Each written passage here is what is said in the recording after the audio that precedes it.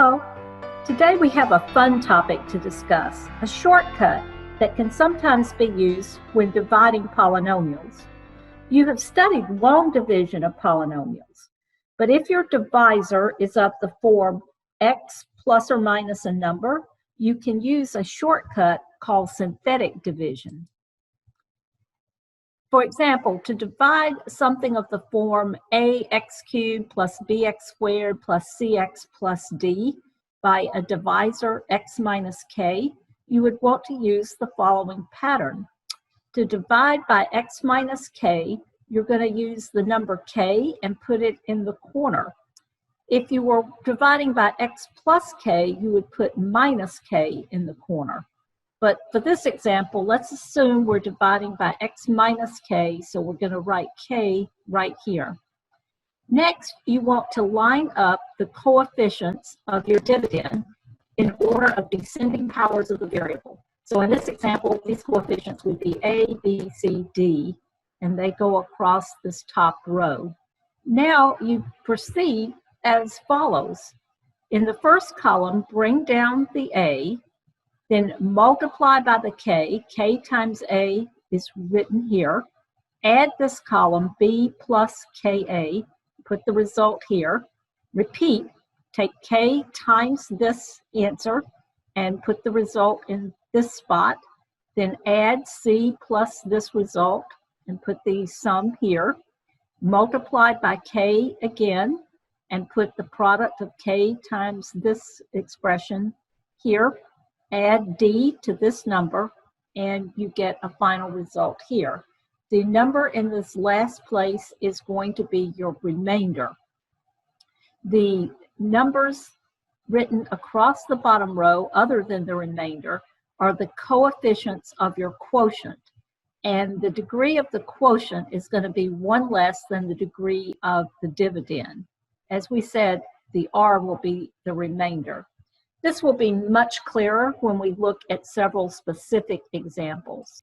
Let's take this example. Take the dividend, p of x equal to 5x cubed plus 8x squared minus x plus 6, and divide it by the divisor x plus 2. To divide by x plus 2, I write minus 2 here in the corner, and then I write the coefficients of the dividends, 5, 8, minus 1, and 6 across the top row. Here's the procedure. In the first column, I bring down the 5, and then I'm going to multiply. Negative 2 times 5 is negative 10. Add 8 plus negative 10 is negative 2. Multiply. Negative 2 times negative 2 is 4. Add negative 1 plus 4 is 3. Multiply, negative 2 times 3 is negative 6. Add 6 plus negative 6 is 0. What does that tell me? Well, it tells me that p of x, which equaled 5x cubed plus 8x squared minus x plus 6, is equal to the divisor, x plus 2, times the quotient. The quotient has coefficients along this bottom row. Since the dividend was starting with x cubed, the quotient starts with x squared. 5x squared minus 2x plus 3 is my quotient, and the remainder was 0. So the dividend equals the divisor times the quotient plus the remainder, but since in this particular problem the remainder was 0, I don't need to write plus 0. Also, because the remainder is 0, we say that x plus 2 is a factor of 5x cubed plus 8x squared minus x plus 6. Notice also that the p of minus 2 is equal to 0, the remainder. If I want to evaluate p at minus 2, I could plug in minus 2 for the x here, 5 times minus 2, the quantity cubed, plus 8 times minus 2, the quantity squared, minus 2 plus 6. However, notice if I substitute the minus 2 for x on the right side of the equation, minus 2 plus 2 would be 0, 0 times whatever this quantity is 0. So p of minus 2 is going to be 0, the remainder. That is always going to be true. The polynomial evaluated at this number is going to equal the remainder here. Let's look at another example. Divide p of x equal to x cubed minus 8x plus 2 by x plus 3. The first thing I need to do here is to rewrite this dividend as x cubed plus 0x squared minus 8x plus 2. That is critically important.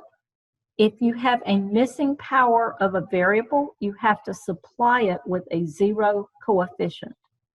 If I'm dividing by x plus 3, I'm going to write minus 3 in the corner, and then I'm going to write the coefficients of the variable in descending powers of the variable. So here it would be 1, 0, -8, and 2. Again, I want to re-emphasize to you how important this 0 is. If you forget to supply a missing power of the variable with a 0 coefficient, it will result in an incorrect answer. All right, let's follow the synthetic division process. Bring down the number in the first column. So I bring down the 1, and then I'm going to multiply, add, multiply, add, multiply, add. Multiply -3 times 1 to get -3. Add 0 plus -3 is -3.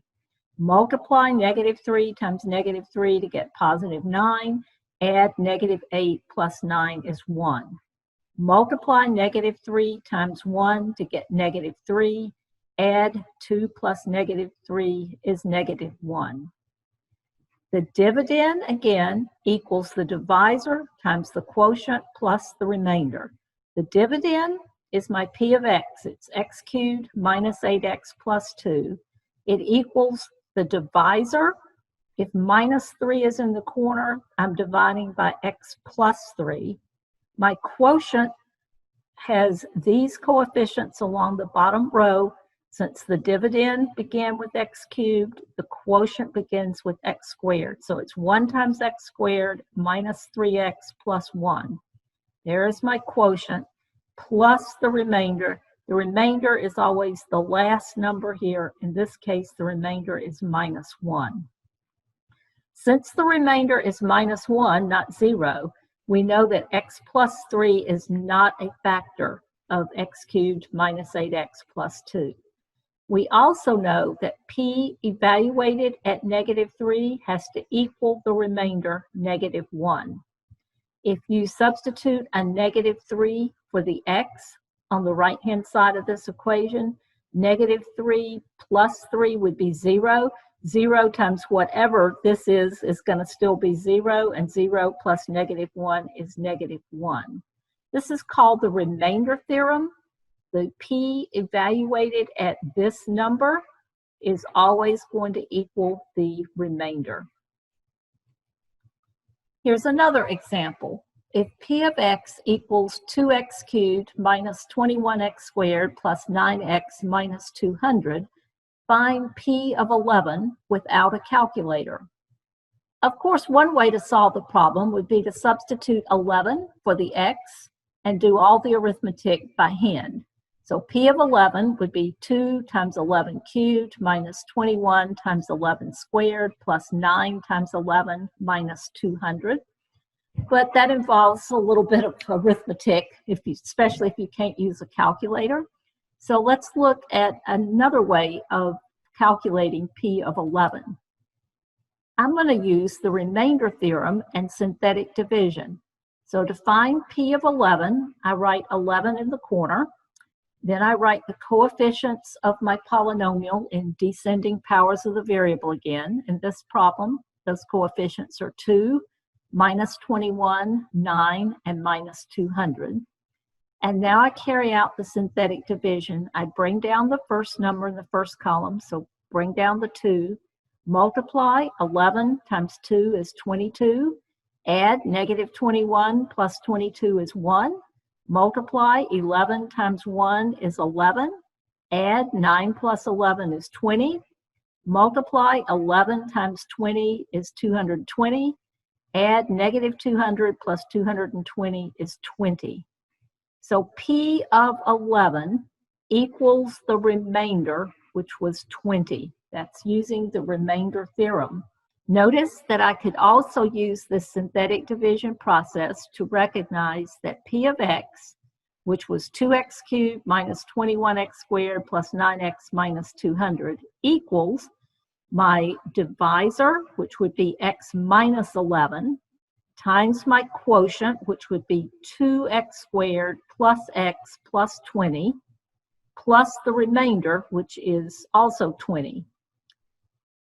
If you think about P of 11, when you put 11 in for x on the right side of the equation, 11 minus 11 is 0.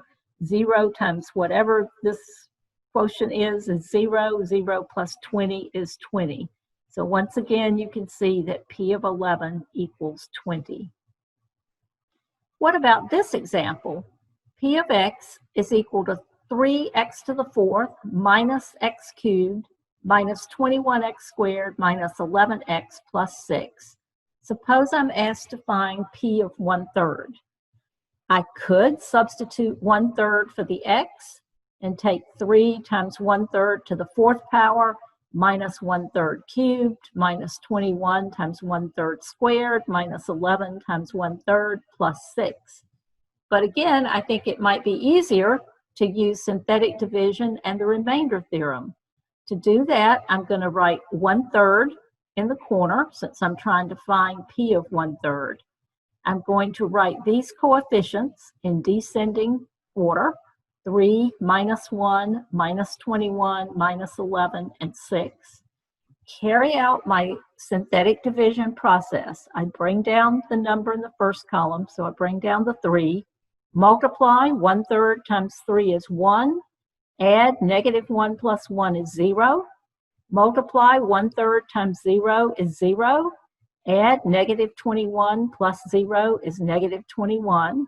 Multiply 1/3 times negative 21 is negative 7.